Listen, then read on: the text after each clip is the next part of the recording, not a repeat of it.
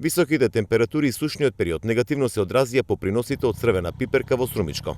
Земјоделците ја почнаа бербата, но тврдат дека годинава не може да се очекуваат планираните количини по единица хектар, бидејќи цели парцели се исушени и покрај континуираното наводнување. Годинава има поборувачка за струмичката ајварка, зашто веќе известен период се нудат солидни откупни цени. Има ситно останало и спекостено, расипано, това е се од пеко.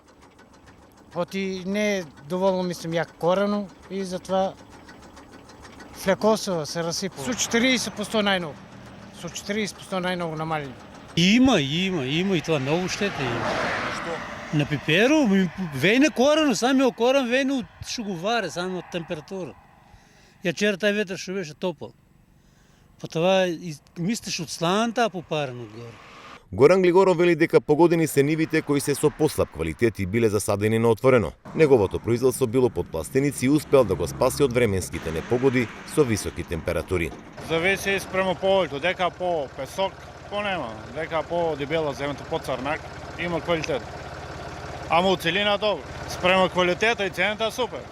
25 денара прва, втора класа и моментално, јас мислам оти и добро, таа цена. Производството на црвена пиперка од Струмичко, освен што се извезува на европските пазари, таа се пласира и во конзервно-преработувачките капацитети во земјава.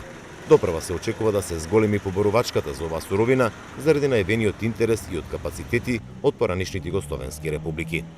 Заради високите температури и сушниот период во текот на летото, приносите на црвената пиперка во Струмичкиот регион оваа сезона се очекува да бидат намалени за 30%.